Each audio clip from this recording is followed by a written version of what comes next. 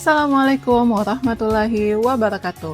Perkenalkan, nama saya Herlina Rashid dengan NIDN 0014049309. Saya adalah dosen di Universitas Hasanuddin, Fakultas Matematika dan Ilmu Pengetahuan Alam di Departemen Kimia. Video ini saya buat sebagai sarana penilaian pernyataan diri dosen dalam unjuk kerja Tridharma Perguruan Tinggi atau disingkat PDD UKT PT di bidang pengajaran. Sebagai seorang dosen, saya wajib melakukan kegiatan Tridharma Perguruan Tinggi, yaitu pendidikan, penelitian, dan pengajaran. Nah, pada kesempatan kali ini saya akan mengajarkan mata kuliah Rekayasa Senyawa Organik. Mata kuliah ini merupakan mata kuliah pilihan 2 SKS dan dapat diambil pada semester genap. Adapun deskripsi dari mata kuliah ini adalah mata kuliah ini membahas konsep dan strategi rekayasa senyawa organik melalui pendekatan retrosintesis dan Computer Aided Drug Design atau CADD. Topik yang dipelajari meliputi diskoneksi, pengenalan sinton, retrosintesis, Quantitative Structure Activity Relationship atau QSAT, analisis molekular docking, dan simulasi dinamika molekul sebagai dasar untuk perancangan serta optimasi senyawa organik. Mahasiswa pada mata kuliah ini diharapkan mampu menganalisis dan mengevaluasi strategi rekayasa senyawa organik untuk mendukung pencarian dan pengembangan senyawa bioaktif. Mata kuliah ini dibebankan 2 CPL atau capaian pembelajaran lulusan, yaitu CPL pengetahuan atau P1, menguasai pengetahuan akan fakta dan teori yang berkaitan dengan bidang dasar kimia. Yang kedua adalah CPL keterampilan umum atau KU1, menunjukkan kemampuan berpikir kritis dan analis untuk memecahkan berbagai masalah yang berhubungan dengan bidang kimia.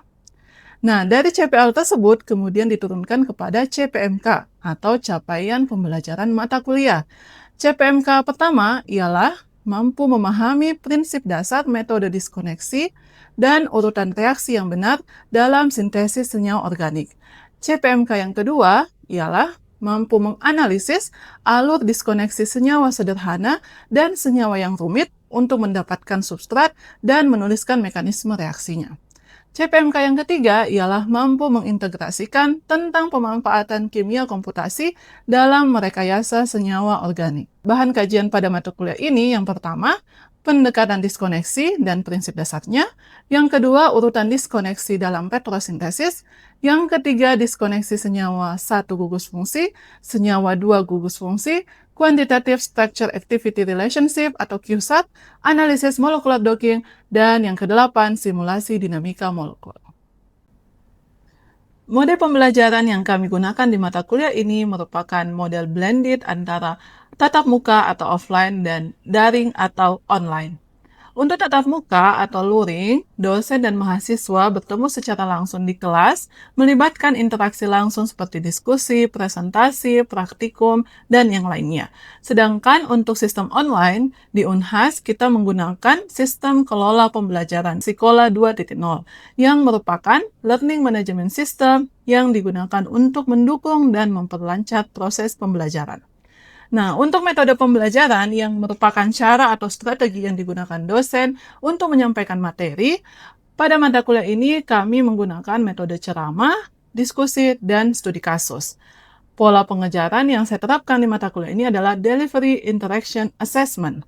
Jadi terdiri atas 3, yang pertama adalah delivery atau penyampaian materi, kemudian interaksi atau interaction, dan penilaian atau assessment. Interaksi yang dilakukan adalah meminta pendapat dan mengajukan pertanyaan kepada mahasiswa dengan tujuan mendorong keterlibatan mahasiswa dan memanfaatkan bahwa setiap tahapan pembelajaran memiliki kontribusi yang jelas terhadap penguasaan materi. Selain itu, kami juga memanfaatkan fasilitas yang ada di kampus seperti LCD, papan tulis, dan sebagainya. Nah, selain fasilitas tersebut, kami juga menggunakan media online seperti Mentimeter, Quizzes, dan yang lainnya. Untuk sistem penilaian, pada mata kuliah ini ada 5, yaitu tugas studi kasus sebanyak 50%, keaktifan sebesar 10%, tugas kelompok sebesar 10%, ujian tengah semester atau mid-test sebesar 15%, dan ujian tugas akhir sebesar 15%. Nah, sebelum menampilkan video pembelajaran yang telah saya buat, saya akan menampilkan RPS Rekayasa Senyawa Organik yang telah saya buat bersama dengan tim dosen lainnya. Berikut cuplikan video pembelajaran yang telah saya buat.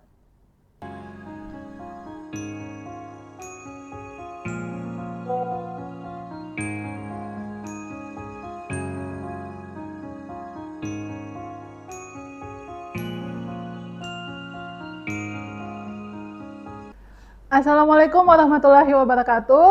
Waalaikumsalam warahmatullahi wabarakatuh. Ya, selamat siang adik-adik sekalian. Bagaimana kabarnya?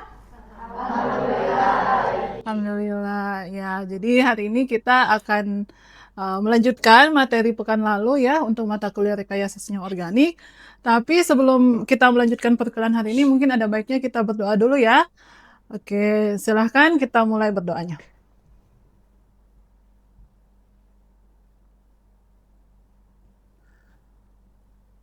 Amin. Oke. Ya. Nah, setelah pekan lalu kita membahas terkait QSAR, ya, Quantitative Structure Activity Relationship, maka pekan ini kita akan membahas terkait molecular docking. Jadi baik QSAR maupun molecular docking itu adalah metode dalam analisis in silico. Jadi pemanfaatan kimia komputasi dalam rekayasa senyawa organik. Nah, untuk pertemuan hari ini subjek PMK-nya adalah mampu mendemonstrasikan dan menginterpretasi analisis molekular docking dari senyawa organik sederhana. Jadi memang yang akan kita bahas adalah senyawa organik dalam analisis molekular docking. Nah, outline pembahasan kita hari ini yang pertama adalah definisi ya, bagi apa sebenarnya molekular docking, kemudian molekular docking dalam analisis in silico itu tempatnya di mana ya, posisinya di mana. Kemudian core komponen, jadi apa saja komponen-komponen utama dalam analisis molekular docking. Yang keempat, docking workflow, ya, jadi alur pekerjaan dalam molekular docking itu seperti apa.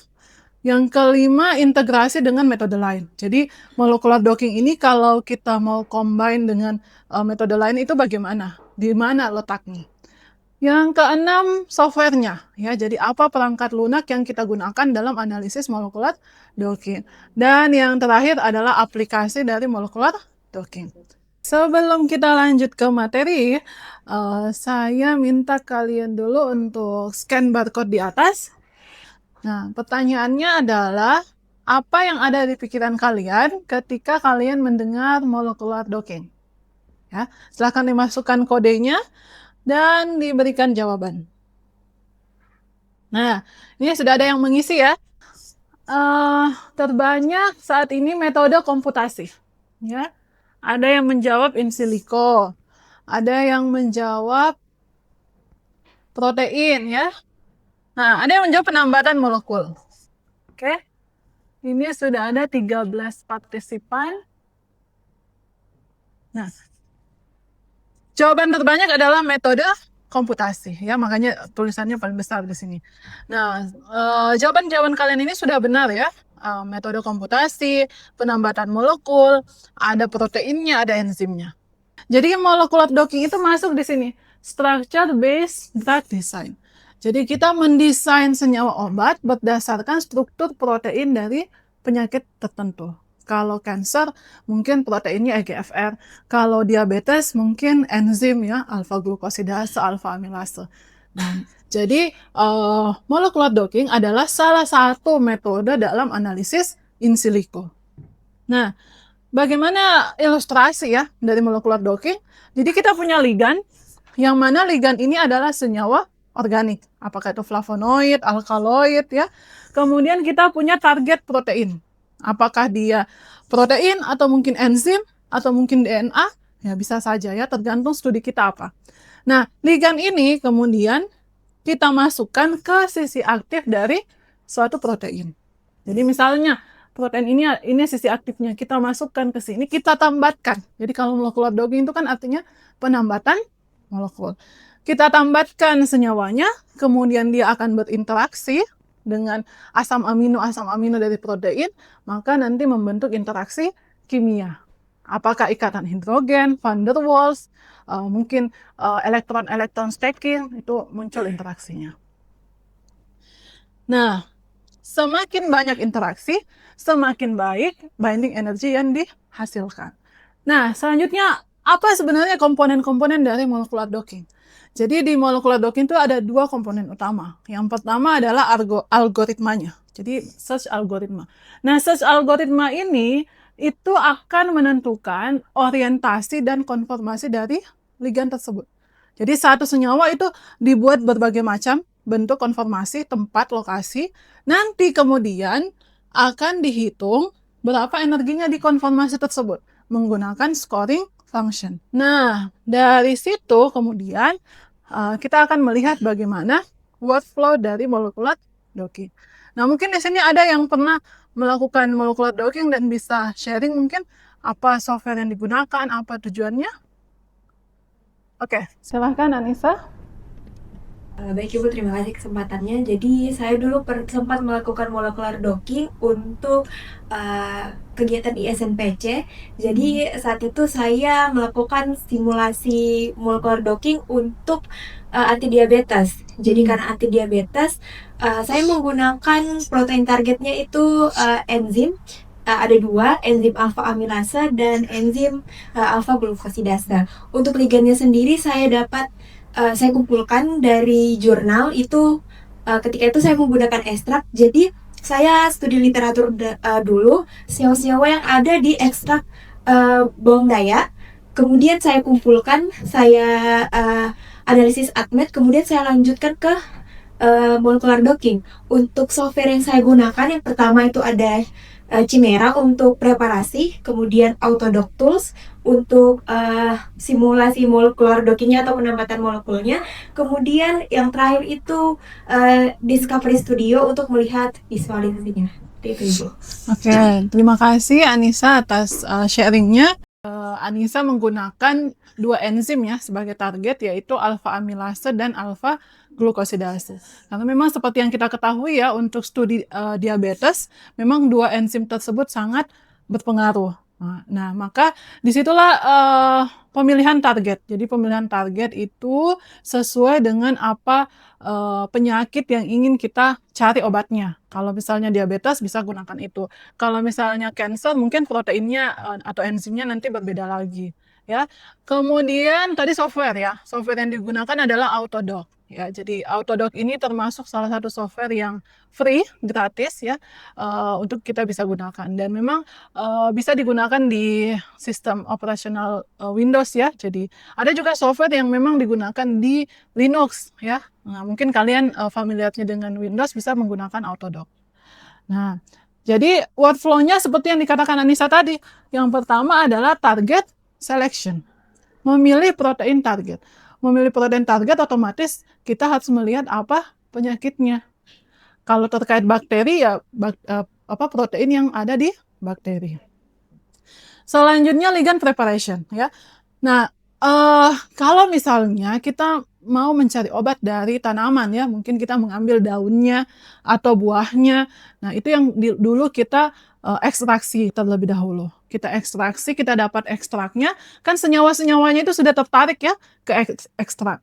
Habis itu ekstraknya kita identifikasi apa senyawa yang terkandung. Nah, identifikasinya ini bisa pakai GCMS atau LCMS. Nah, setelah tahu senyawanya, itulah ligan. Ya, ligan kita preparasi, kita buat senyawanya itu berada dalam kondisi yang stabil. Stabil secara termodinamika, artinya energinya apa? Rendah. Nah, sudah ada protein, sudah ada ligan. Maka selanjutnya kita melakukan molecular docking. Kita tambatkan ligan tadi ke dalam proteinnya atau enzimnya. Nah, itu yang bisa menggunakan Autodoc. Atau mungkin program lain yang kita akan praktekkan nanti itu menggunakan Pyrex. Ya, itu sama-sama free. Nah, itulah tahap ketiga, docking simulation. Yang keempat, setelah kita melakukan molecular docking, kita dapat konformasi, maka kita mendapatkan energi ikat. Nah, energi ikatnya ini yang kita lihat apakah energinya itu cukup baik ya, semakin negatif, kemudian bagaimana interaksinya, dia berikatan dengan atom apa, interaksinya model apa, itu yang kemudian kita analisis. Nah, selanjutnya integrasi dengan metode lain. Jadi, molecular docking ini bisa kita gabungkan dengan metode in silico lain, misalnya dengan simulasi dinamika molekul. Jadi, hasil dockingnya kita lanjut ke simulasi. Atau kita integrasikan dengan eksperimen. Kita uji in vitro atau uji in vivo. Ya. Atau dengan metode komputasi lain, misalnya dengan ADMET ya, atau dengan analisis homolumo. Ya, jadi bisa molecular docking ini kita bisa integrasikan dengan metode lain. Kemudian softwarenya apa? Ya, seperti tadi yang sudah disebutkan Autodock, yang lain banyak sekali ya. Ada Pyrex, ada Gold, Glide, Dock, ya Dock saja itu ada banyak jenis jenisnya. Nah, tapi yang bisa free access atau open access itu Autodock dengan Pyrex ya. Kalau Gold, Glide itu berbayar. Jadi kita mesti beli lisensinya. Nah, penelitian lain ini juga full in silico, diawali dengan molecular docking pada 2 protein reseptor. Yang ini PFLDH dan PFDH-FR. Ini ya. Nah, ini yang didocking adalah senyawa turunan isoindolinol hidrazid, hibridanya. Ya. Kemudian kita molecular docking, jadi kalau tidak salah ada 30 senyawa yang kita rancang. Kemudian di molecular docking kedua protein, yang terbaik hasil energinya, artinya yang paling negatif, kita lanjutkan ke simulasi dinamika molekul. Ini hasil simulasi dinamika molekulnya. Jadi full in silico. Dan publish di jurnal internasional bereputasi Q2 juga. Nah, jadi itu tadi ya contoh-contoh aplikasi dari molecular docking yang sangat mungkin untuk kita publish di jurnal internasional bereputasi. Nah, sebelum lanjut ke praktek ya, kita mau praktek molecular docking dengan Pyrex, mungkin ada pertanyaan dari kalian terkait molecular docking? Ya, silahkan. Baik Bu, terima kasih atas kesempatannya. Jadi tadi disebutkan bahwa untuk validasinya itu bisa dari experimental test sama dari nilai RMSD-nya. Nah, yang ingin saya tanyakan, tadi kan disebutkan bahwa RMSD itu harus kurang dari 2 Armstrong. Nah, bagaimana jika didapatkan nilainya lebih dari 2 Armstrong, dan apakah ada optimasi yang dilakukan atau kita ganti sampel atau proteinnya? Terima kasih.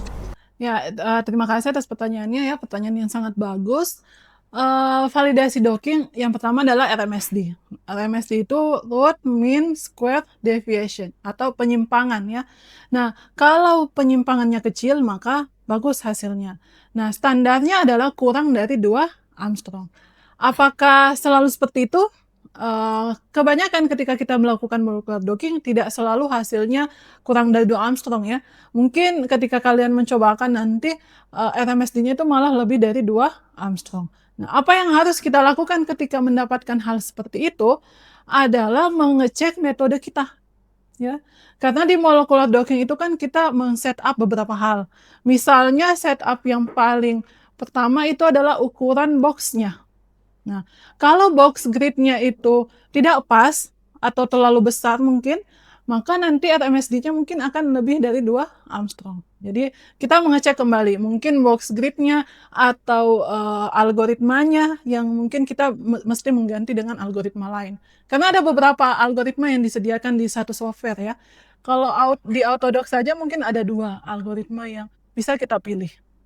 Seperti itu. Jadi memang kita harus mencari yang RMSD-nya kurang dari 2. Kalau tidak, kita mengecek lagi metode kita.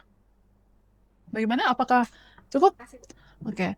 Yang lain apa ada pertanyaan? Sebelum kita lanjut ke prakteknya? Tidak ada ya? Oke, kalau begitu sekarang kita lanjut praktek menggunakan Pyrex. Saya sudah share programnya ya, kemudian file-file yang akan kita praktekkan, mungkin bisa dibuka program Pyrex-nya. Oke, jadi seperti ini ya program Pyrex. Nah, yang pertama kita masukkan dulu proteinnya dengan mengklik file, file, kemudian pilih load molekul. Nih, Kemudian silakan buka folder di mana protein tersebut kalian simpan. Ini EGFR ya, kita coba masukkan EGFR, klik open. Nah, kemudian di sebelah kanan sini itu sudah muncul protein EGFR. Nah, sekarang kita buat EGFR ini sebagai makromolekulnya, ya. Dengan klik kanan di EGFR, kemudian pilih Autodoc, dan pilih Make Macromolekul. Nah, kemudian klik OK. Nah, di sini sudah berubah menjadi makromolekul. Ada perubahan warna ya? Ya.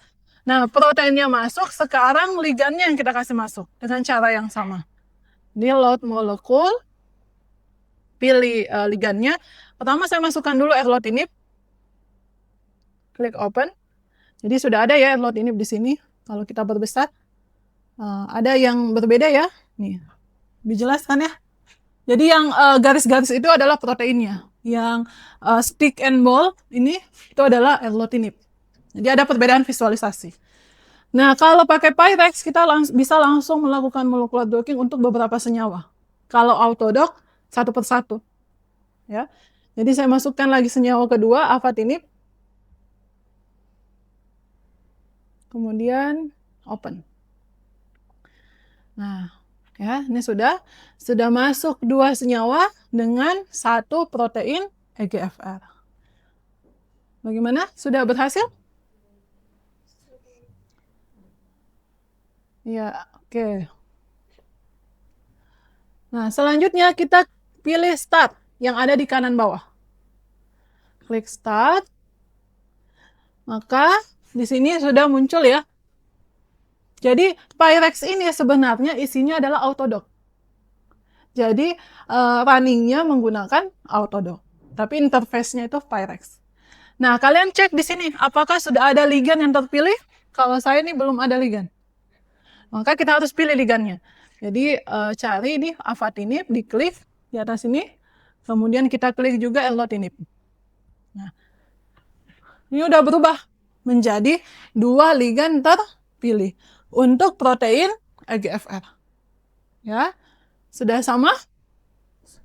Sudah, oke. Sekarang kita klik forward di kanan bawah. Sana, forward. Nah, maka di proteinnya sini sudah muncul box gridnya. Ya, sekarang kita atur box gridnya itu berada di erlotinib. Karena erlotinib di sini adalah native ligannya. Oke. Kita coba perbesar ininya ya, tampilannya. Nah. Ini boxnya, jadi kita pindahkan boxnya ke erlotinib. Nah, kemudian karena ini 3 dimensi, diputar-putar ya, dicek apakah sudah di tengah. Ini belum ya. Digeser lagi. Kalau sudah bagus posisi boxnya, kalian catat ininya. Center XYZ dengan ukuran boxnya. Itu masukkan di prosedurnya nanti. Ya.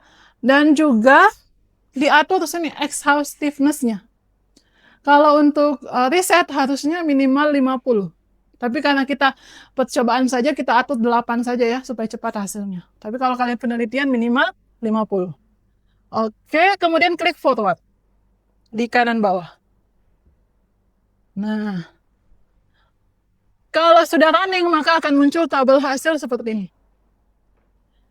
Ini karena kita atur exhaustiveness-nya 8, makanya cepat. Kalau mungkin 50 atau 100 butuh beberapa menit ya. Bagaimana yang kalian cobakan? Masih running ya? Oke, kita tunggu dulu. Sambil menunggu hasil runningnya, saya jelaskan dulu hasilnya. Nah, di sini tabel-tabel kolom-kolomnya ini punya nilai binding affinity atau inilah energi ikatnya. Satuannya kilokalori per mol. Kemudian ada RMSD di sana ya. Nah, untuk satu senyawa tadi kan kita docking 2 ya, afatinib dengan erlotinib. Satu senyawa itu menghasilkan 9 konformasi. Jadi di sini ada 9 baris. Nah, yang teratas itu pasti yang energinya paling rendah. Jadi untuk afatinib sini yang paling rendahnya minus 8,1.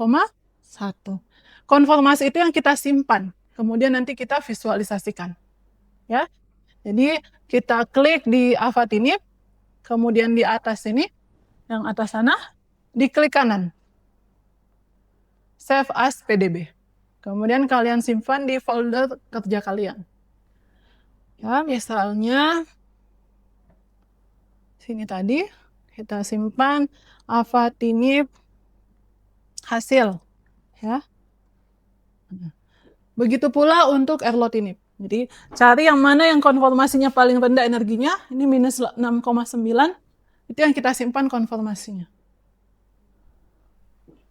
Ini diklik lagi, kemudian di atas sini kita klik kanan, save as PDB.